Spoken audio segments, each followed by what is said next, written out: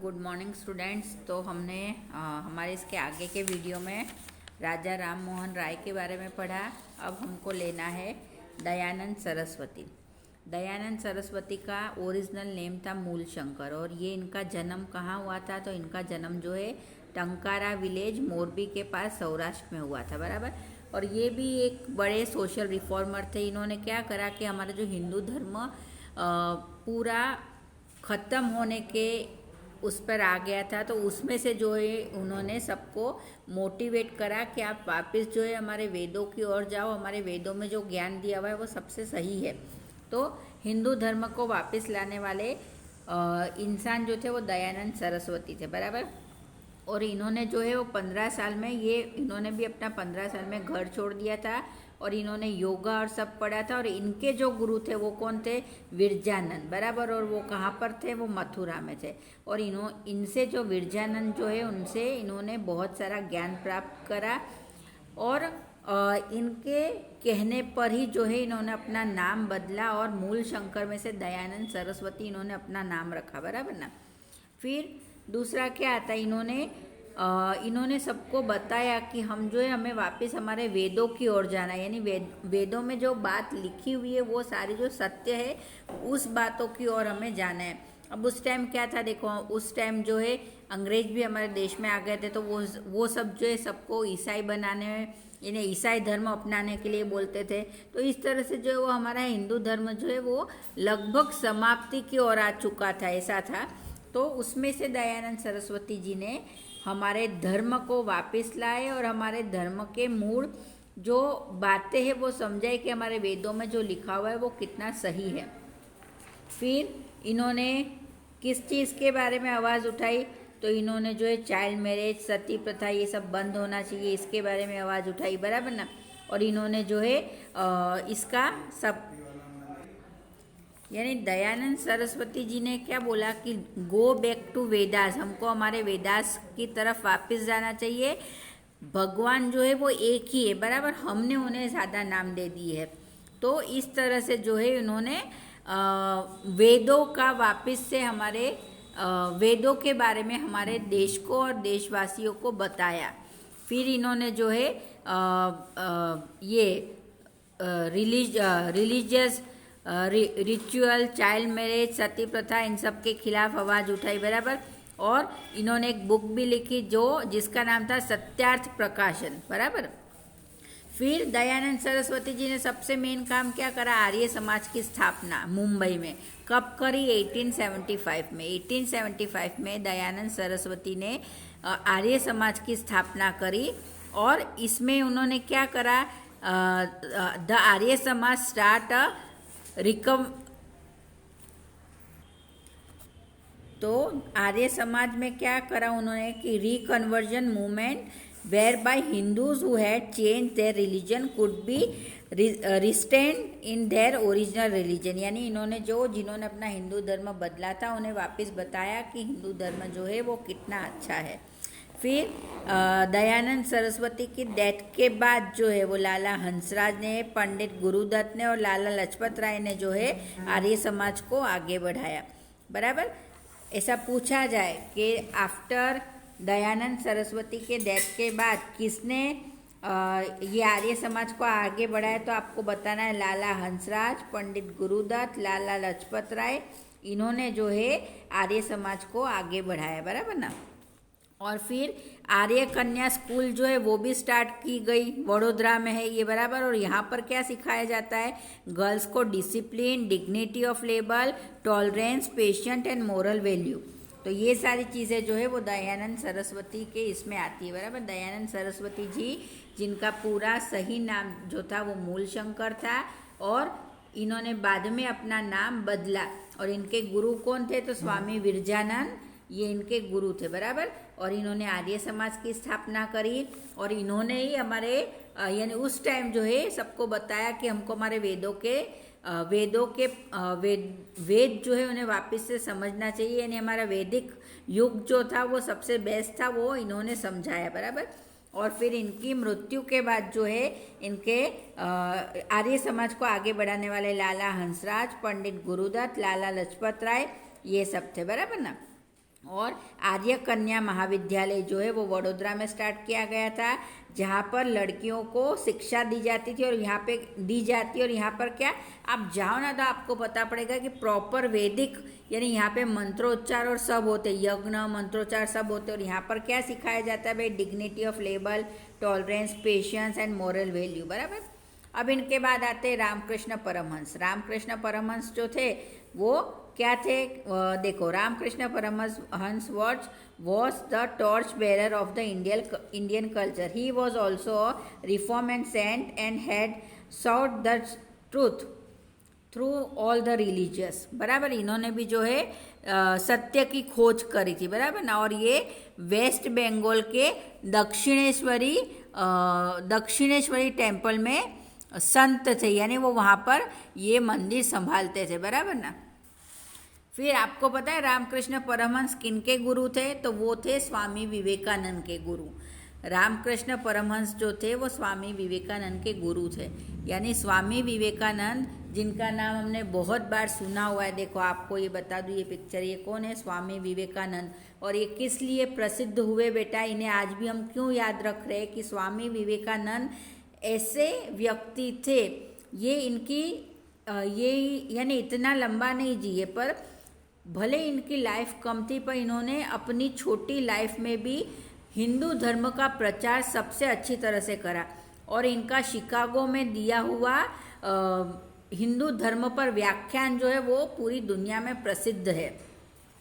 तो देख लो, अभी हम पढ़ लेते स्वामी विवेकानंद के बारे में, बराबर। तो स्वामी विवेकानंद का ओरिजिनल नाम क्या था, नरेंद्रनाथ, बराबर। And he come the contact with Ramakrishna Paramahamsa, है ना, वो रामकृष्ण परमहंस के कॉन्टेक्ट से आए थे। Who reciprocated his quest for knowledge. So Narendra become Narendra, एक मिनट, सॉरी बेटा, मैं देख लो आपको, हाँ ये रहा। So Narendra become a disciple of Ramakrishna and become an sannyasi, later acquiring the name Swami Vivekanand. He did an intensive study of an Indian and Western philosophy. इन्होंने जो है इंडियन और वेस्टर्न फिलोसॉफी के बारे में पढ़ाई करी थी, बराबर ना। Swami Vivekananda advise people to serve the poor and look for God in need people. He imbibed pride for our rich culture, heritage and faith in a bright future in the Indian youngster. He attained the Parliament of a Religion in Chicago in the United States in year 1893 with his influence speech, बराबर ना। देखो मैंने आपको बताया कि इन्होंने जो Chicago में है सबसे अच्छी स्पीच दी थी। इनकी स्पीच इतनी अच्छी थी, और उस टाइम इनकी एज भी ज़्यादा नहीं थी, आई थिंक इनकी एज शायद 23 या इतनी थी, पर इन्होंने इतनी अच्छी हिंदू धर्म पर स्पीच दी थी कि सुनने वाले जो है सब एकदम सुनते ही रहे थे। फिर देखो इनके बारे में, इनको जो है ही propagate the Indian culture by touring various countries like the United States, Europe, Egypt, China, Japan, etc. बराबर ना। फिर Swami Vivekananda establish the Ramakrishna Paramhansa Ramakrishna mission. Swami Vivekananda ने क्या, रामकृष्ण मिशन की स्थापना करी। कोलकाता में कब करी, 1897 में, बराबर। जो इनके गुरु के नाम पर, इनके गुरु कौन थे, मैंने भी आपको बताया, रामकृष्ण परमहंस जो थे वो इनके गुरु थे। और आपको बता दो, रामकृष्ण जो है, इनको परमहंस तो बाद में इनको बोला गया, क्योंकि इनका पहले नाम रामकृष्ण ही था, पर इनकी साधना देखने के बाद जो है इनको परमहंस लगाया गया इनके नाम के पीछे, तो इन्हें बोला जाता है रामकृष्ण परमहंस, बराबर। और रामकृष्ण परमहंस जो है वो, रामकृष्ण परमहंस जो थे वो स्वामी विवेकानंद के गुरु थे, बराबर ना। और स्वामी विवेकानंद ने उनके ही नाम पर रामकृष्ण मिशन की शुरुआत करी, जो कोलकाता में 1897 में उन्होंने स्टार्ट करा, बराबर। और इस मिशन के अंदर उन्होंने क्या करा बेटा, कि छोटे गरीब बच्चों को एजुकेशन देना, फिर हॉस्पिटल्स चलाना, फिर दूसरी सारी सेवाएं देना, बराबर। तो रामकृष्ण मिशन में ये सारी बातें होती है। अब इसके बाद आता है reformation movement in a Muslim committee. बराबर। देखो मैं आपको बता दूँ, उस टाइम एटलीस्ट इंडिया में ऐसी परिस्थिति थी कि हमारे भारतवर्ष में जो है सभी लोग आते थे और सब अपना धर्म छोड़ के जाते थे। सब ऐसा चाहते थे कि हमारा धर्म सबसे ज़्यादा में ज़्यादा प्रसिद्ध हो। बराबर। हम आपको पता है, देखो मैं आपको अर्ली हमारा जो वीडियो 1 था, यानी हमारा सेमेस्टर 1, उसमें मैंने बताया था फ्रेंच आए थे, पुर्तगीज़ आए थे। बराबर। फिर मुस्लिम्स भी आए थे, ईसाई भी, सब आए थे। यानी सब ने क्या करा भाई कि अपना अपना धर्म जो है वो भारत में छोड़ना चाहते थे। बराबर। तो इस वजह से जो है इस्लाम धर्म जो है वो भी पीछे चला गया था, बिकॉज हमारे देश में इतने सारे धर्म आ गए थे कि एक के बाद एक ऐसी कंपटीशन चलती थी कि किसका धर्म ज़्यादा प्रसिद्ध हो। तो इस्लाम धर्म भी जो है वो हिंदू धर्म के जैसे पिछड़ता जा रहा था। क्यों पिछड़ रहा था? कि बिकॉज अभी हमारे देश में ईसाई धर्म ज़्यादा चल रहा था। ईसाई धर्म चलने का कारण सबसे बड़ा एक ही था भाई कि हमारे भारत देश में जो है वो ब्रिटिशर थे, और ब्रिटिशर जो थे वो अपना धर्म चलाना चाहेंगे। बराबर ना। तो ये इस्लाम धर्म भी जो है वो पिछड़ता जा रहा था हमारे भारत देश में। इसलिए इसका भी जो है एक मूवमेंट, एक वहाबी मूवमेंट हुआ था, जिसकी वजह से जो है इस्लाम धर्म का और उसके कल्चर के बारे में समझाया गया और लोगों को ये बताया गया कि हमारे धर्म में क्या बात बोली है और क्या बात नहीं बोली है। फिर इनके भी जो अच्छे यानी सर सैयद अहमद खान जो थे वो सर सैयद अहमद खान जो थे वो फर्स्ट रिफॉर्मर थे मुस्लिम सोसाइटी के। बराबर। इन्होंने भी जो है इन्होंने भी क्या इंग्लिश एजुकेशन और English education as a mean to reform the Muslim committee of its orthodox attitude. बराबर ना। तो इन्होंने भी जो है ये मुस्लिम कमेटी के ऑर्थोडॉक्स एटीट्यूड है उसके बारे में बात करी थी भाई। और उन्होंने भी जो है तहजीब उल अखलक ये वाली एक मैगजीन निकाली थी 1870 में। बराबर ना। फिर इन्होंने जो है हम देख लेते हैं एस्टेब्लिश अलीगढ़ मुस्लिम कॉलेज। इन्होंने जो है अलीगढ़ मुस्लिम कॉलेज की स्थापना करी थी 1875 में। बराबर। ही ओपन एंड वेल सिस्टम ही अपोज इन्होंने बुरखा प्रथा की भी निंदा करी थी, यानी ये ऐसा बोलते थे बुरखा प्रथा जो है वो हट जानी चाहिए। फिर चाइल्ड मैरिज, विडो मैरिज, यानी चाइल्ड मैरिज के बारे में भी इन्होंने बोला था कि चाइल्ड मैरिज नहीं होने चाहिए। फिर विधवा पुनः विवाह भी होना चाहिए। बराबर। और this college later become famous as Aligarh Muslim University, है ना। तो इनकी कॉलेज जो है वो अलीगढ़ मुस्लिम यूनिवर्सिटी के नाम से शुरू थी। बराबर ना।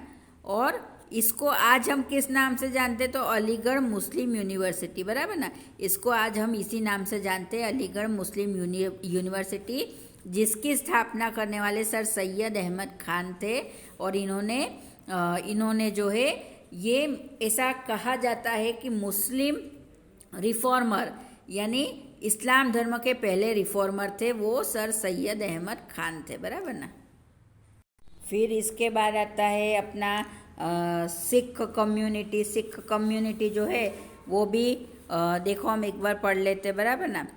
तो एक मिनट, कहाँ पर है? हाँ, द शिरोमणि गुरुद्वारा प्रभांग समिति was form with objective to recognize religious practice and remove evil practice from gurudwaras to impact religious and English education to Sikh Khalsa College and School will set up in Amritsar। फिर इसके बाद आता है Parsi community. तो Parsi community ने भी क्या करा था भाई कि Parsi youth who had acquire English education establish the रहनुमा ए मुजदाइनाइल सभा। बराबर। इन 1851 दादा भाई Navroz was the leader of the सभा। दादा भाई नवरोज ने ये सभा को लीडर करा था। बराबर ना। फिर यानी और दूसरा हम क्या देख सकते हैं कि इन्होंने भी इन शॉर्ट सब ऐसा जो बुरी प्रथाएं थी, चाइल्ड मैरिज था, फिर सती प्रथा, इन सब के खिलाफ आवाज़ उठाने वाले ये सारे कमिटी ये सारे कमेटी वाले लोग भी थे, बराबर। फिर ये ज्योतिबा फुले आते। ज्योतिबा फुले ने क्या करा था भाई, ये कहाँ से थे, तो ये महाराष्ट्र से थे और इन्होंने गर्ल्स एजुकेशन स्टार्ट करा था, बराबर। फिर आता है ठाकर बापा। इन्होंने क्या करा था कि इन्होंने जो है ठाकर बापा ने अखिल हिंदू हरिजन संघ बनाया था। गांधी जी ये जो है उस टाइम मैंने आपको बताया कि हरिजनों के साथ बहुत खराब व्यवहार होता था। तो ठाकर बापा वॉज बोर्न इन भावनगर इन 1869। ये भावनगर में जन्मे थे। कब जन्मे थे, तो 1869 में।